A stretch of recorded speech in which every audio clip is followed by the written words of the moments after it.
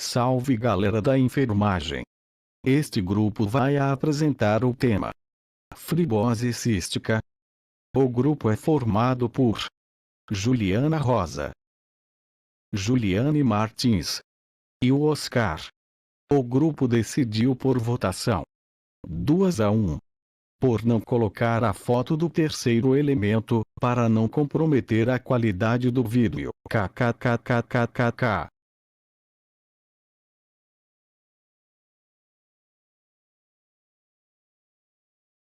A fibrose cística é uma doença genética causada por alterações no gene chamado CFTR, Cystic Fibrosis Transmembrane Regulator, que gera um desequilíbrio na concentração de cloro e sódio nas células que produzem as secreções do corpo, como muco e suor, glândulas exócrinas.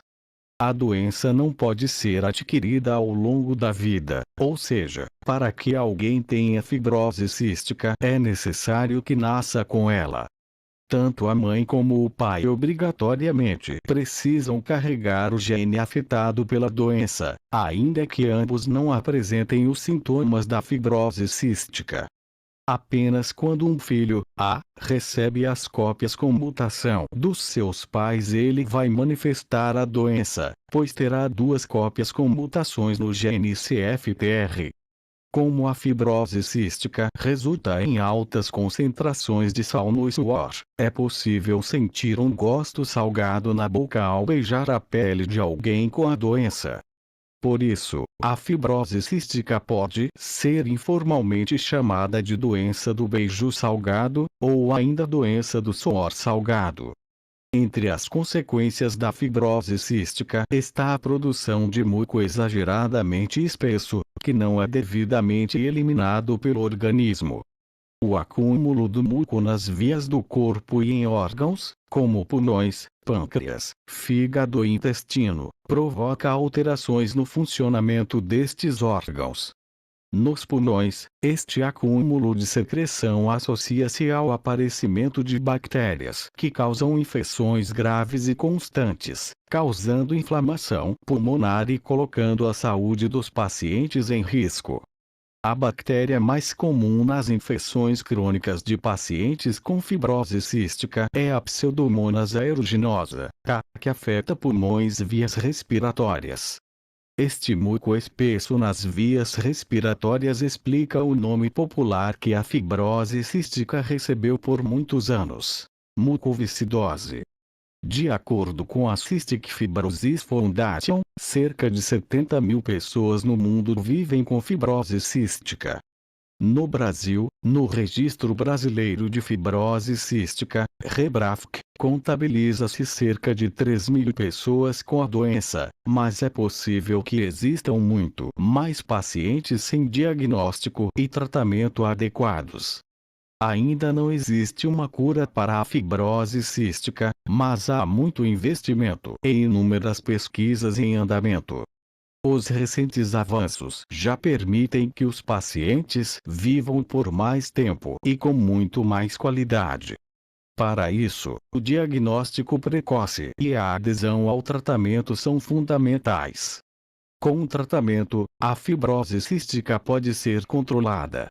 Hoje, um dos maiores desafios no gerenciamento da fibrose cística é a alta carga de tratamento, que exige muita disciplina e horas diárias de dedicação dos pacientes, de seus familiares e cuidadores. Quando a adesão ao tratamento é baixa, o impacto clínico e o agravamento da doença podem trazer consequências sérias e irreversíveis. Por isso, a adesão ao tratamento é fundamental. Quem pode ter fibrose cística?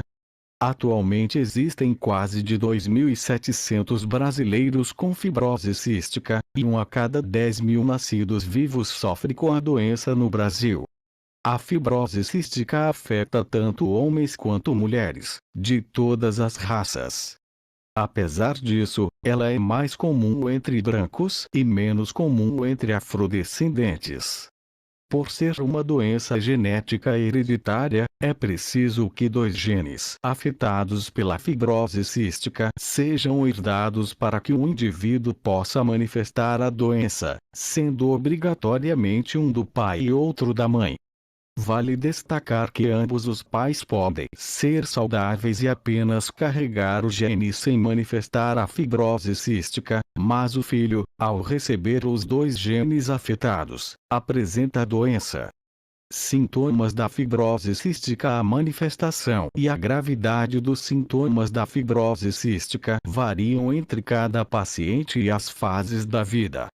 Da mesma forma, os sintomas tendem a variar de acordo com a adesão dos pacientes ao tratamento da fibrose cística. Quanto melhor a adesão ao tratamento proposto, aumentam as chances de que alguns sintomas desapareçam ou tornem-se mais leves. Os sistemas respiratório, digestivo e reprodutivo são normalmente os mais afetados pelo acúmulo do muco espesso na fibrose cística, por isso, as crianças são mais impactados pelos sintomas da doença. Entre os sintomas comuns da fibrose cística estão dificuldade de crescimento, ganho de peso abaixo da normalidade, deficiência de vitaminas e desnutrição.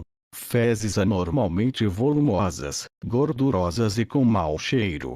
Pneumonias e bronquites frequentes. Sinusite crônica.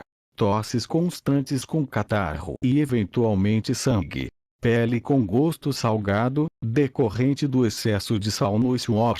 Aparecimento de pólipos nasais, tecido inflamado dentro do nariz.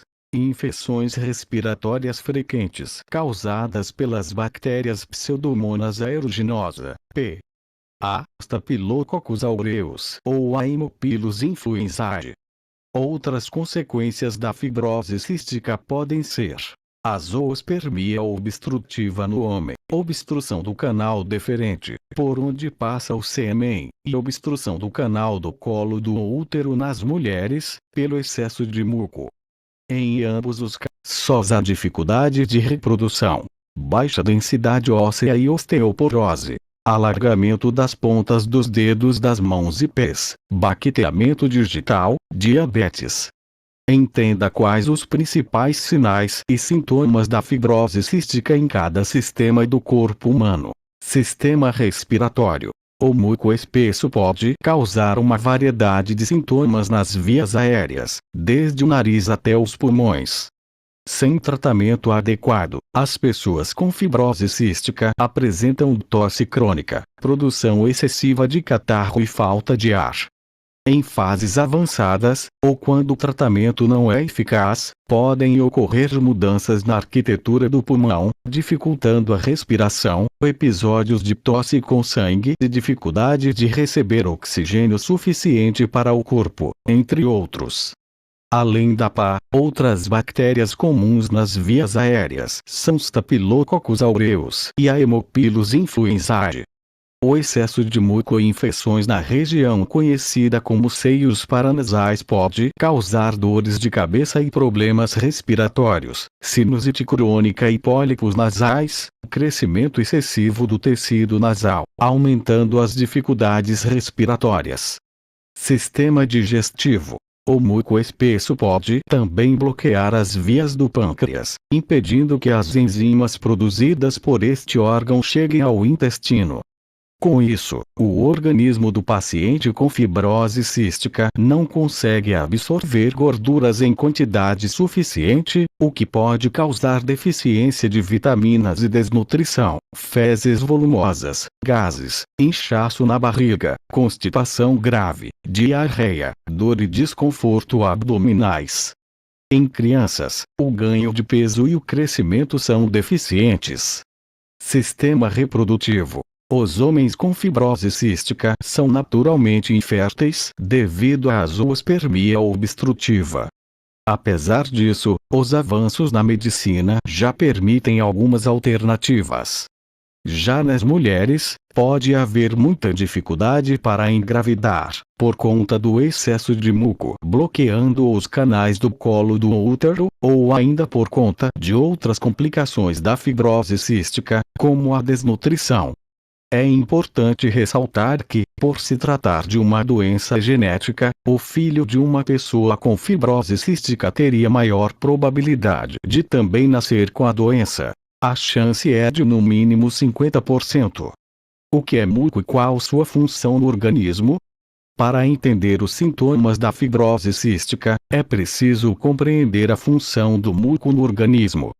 O muco é uma substância produzida pelas glândulas exócrinas, presentes em alguns órgãos, com a finalidade de manter esses órgãos úmidos e livres de infecções. O tratamento da fibrose cística difere entre os pacientes, de acordo com a gravidade dos sintomas apresentados e os órgãos do corpo afetados pela doença. O tratamento pode ser bastante complexo, exigindo muita disciplina, dedicação e tempo dos pacientes e de seus familiares, que também são participantes fundamentais no tratamento ao longo dos anos.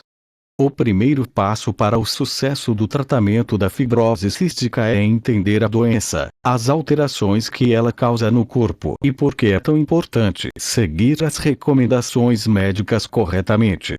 A boa relação dos pacientes e familiares com os médicos e os outros profissionais da saúde envolvidos no controle da fibrose cística é essencial. Para que haja adesão ao tratamento, é preciso que haja espaço para o diálogo e confiança. É também fundamental ter em mente que, graças aos avanços nos cuidados e tratamentos, as pessoas com fibrose cística têm vivido cada vez mais e melhor. Para isso, podem contar com acompanhamento multidisciplinar, que envolve uma série de profissionais como pediatras, clínicos gerais, pneumologistas, gastroenterologistas, radiologistas, geneticistas, nutricionistas, fisioterapeutas, psicólogos, enfermeiros e nós técnicos em enfermagem. O grupo quer deixar um salve especial para a professora Jaqueline, e para todos vocês que vão bater palmas e nos ajudar com a avaliação do nosso trabalho. Muito obrigado.